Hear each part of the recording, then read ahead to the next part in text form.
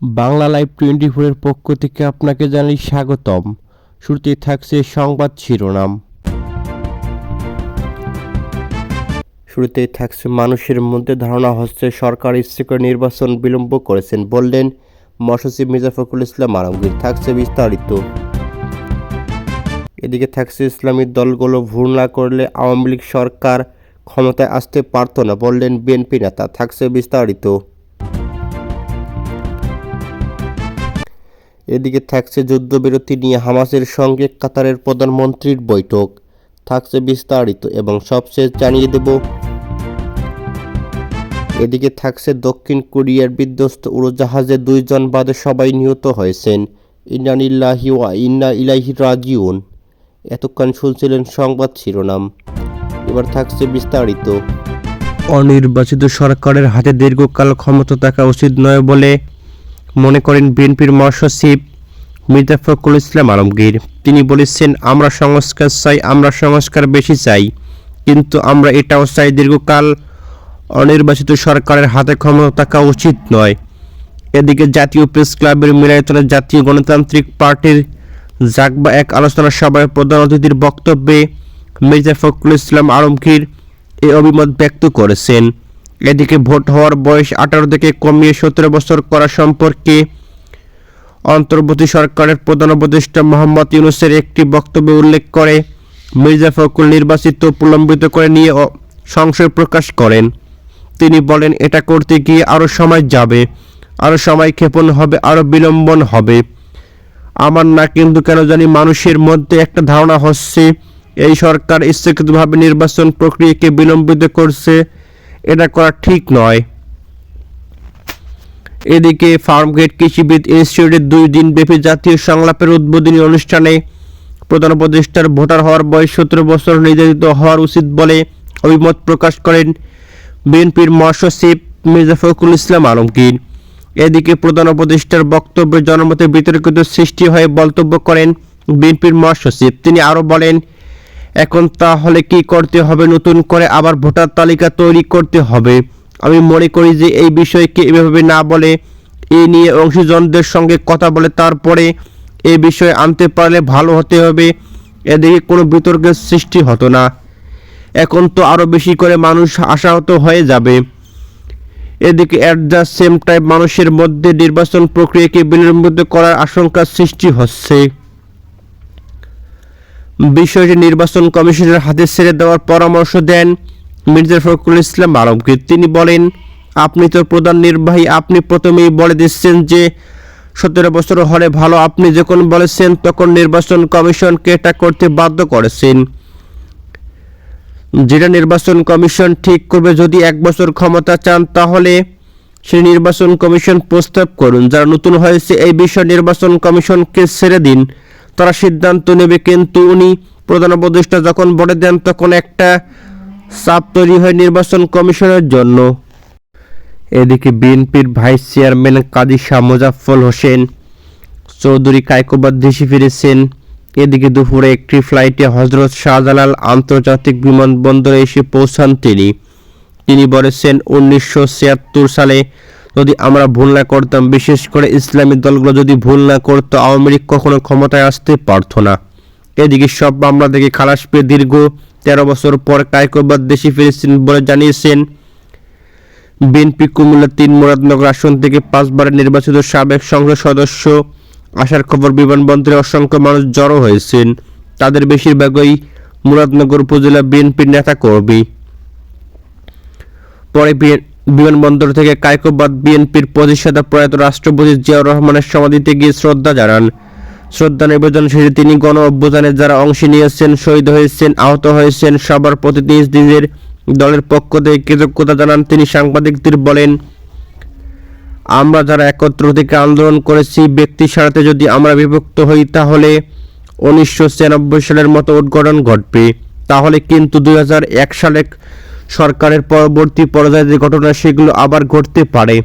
যেমনভাবে লগি বইটায় ঘটনা ঘটেছিল, আমরা একই না থাকলে কেমন ঘটনা ঘটতে পারে।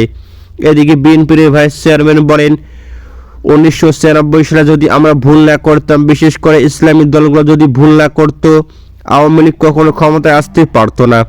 এই ক্ষমতায় আসার মূলে এবং কারণ কি সেটা আমাদের বুঝতে হবে, সেখান থেকে শিক্ষা নিতে হবে। তিনি বলেন, আগের সরকারের সময় যেভাবে গুম খুন, চাঁদাবাজি, দখলবাজি, নির্যাতন করা হয়েছে, এ যদি পুনরাবৃত্তি হয় তাহলে তাদের আবার সেই অবস্থায় ভোগ করতে হবে। জনগণকে এসব অন্যায়, অত্যাচার, অবিচার থেকে মুক্ত রাখতে হবে। এদিকে 1996 সালের সপ্তম জাতীয় সংসদ নির্বাচনের মাধ্যমে আওয়ামী লীগ ক্ষমতায় এসেছিল। সেই নির্বাচনে আওয়ামী লীগ বিরোধী দলের জোটবদ্ধভাবে নয়, স্ব অবস্থান থেকে পৃথকভাবে অংশ নিয়েছিল। বিএনপি নেতা কায়কোবাদ তার বক্তব্যে এই দলগুলোর 1996 সালে সেই অবস্থার প্রতি ইঙ্গিত করেছেন।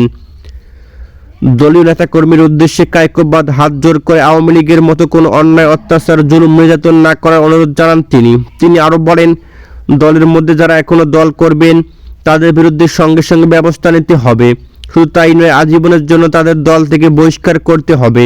ফিলিস্তিনের গাজায় যুদ্ধবিরোধী চুক্তি নিয়ে আলোচনা করতে হামাসের সঙ্গে বৈঠক করেছেন কাতারের প্রধানমন্ত্রী শেখ মোহাম্মদ বিন আব্দুল রহমান বিন জসিম আল থানি। এদিকে কাতারের রাজধানী দোহায় স্থানীয় সময় শনিবার এই বৈঠক অনুষ্ঠিত হয়েছে। বৈঠকে হামাসের নেতৃত্বে দেন সংগঠনটির জ্যেষ্ঠ নেতা খলিল আল হাইয়া। কাতারের পররাষ্ট্র মন্ত্রণালয়ের এক বিবৃতিতে কথা জানানো হয়েছে। এদিকে পররাষ্ট্র মন্ত্রণালয়ের বিবৃতিতে বলা হয়, বৈঠকে গাজায় যুদ্ধবিরতি আলোচনার সর্বশেষ পরিস্থিতি পর্যালোচনা করা হয়। এ অঞ্চলে চলমান যুদ্ধের সমাপ্তি টানতে একটি স্পষ্ট সমন্বিত চুক্তি নিশ্চিত করতে এই প্রক্রিয়াকে কীভাবে এগিয়ে নেওয়া যায় সে উপায় নিয়ে আলোচনা করা হয়েছে। এদিকে কাতারের প্রধানমন্ত্রী দেশটির পররাষ্ট্রমন্ত্রীর দায়িত্ব পালন করেছেন।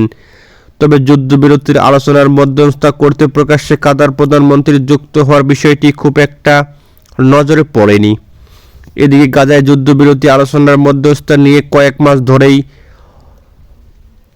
অচলা ব্যবস্থা চলছে বলে ধারণা করা হচ্ছে। এদিকে কাতারের প্রধানমন্ত্রী বলেন, ভবিষ্যতে ট্রাম্প প্রশাসন একটি চুক্তি উপনীত হতে ব্যাপক উৎসাহ দিয়েছে। যুক্তরাষ্ট্র মিশরের পাশাপাশি গাজায় যুদ্ধবিরতি, জিম্মি মুক্তি নিয়ে কয়েক মাস ধরে আলোচনা চালিয়ে যাচ্ছে কাতার, যদিও আলোর মুখ দেখেনি। এই পরিস্থিতিতে নভেম্বরের মধ্যস্থায় ভূমিকা থেকে সরে আসার ঘোষণা দেয় দোহা। সে সময় তারা বলেছিল, হামাস ইসরায়েল যখন সদিচ্ছা আন্তরিক দেখাবে তখন আবার আলোচনা শুরু হবে। কিন্তু চলতি মাসে হামাস ও ইসরায়েলের সঙ্গে আনুষ্ঠানিক আলোচনার আয়োজন করে দোহা। দক্ষিণ কোরিয়ায় জিউলু প্রদেশের মুয়ান আন্তর্জাতিক বিমানবন্দরে ঘটনায় নিহতের সংখ্যা বেড়ে 96 জনে পৌঁছেছে। এই ঘটনায় এখন পর্যন্ত 2 জনকে জীবিত উদ্ধার করা হয়েছে। স্থানীয় ফায়ার সার্ভিসের ধারণা উড়োজাহাজটি ওই 2 জন ছাড়া বাকি আর কেউ বেঁচে নেই। এদিকে দক্ষিণ কোরিয়ার বার্তা সংস্থা ইয়নহাপের প্রতিবেদনে এর তথ্য জানানো হয়েছে।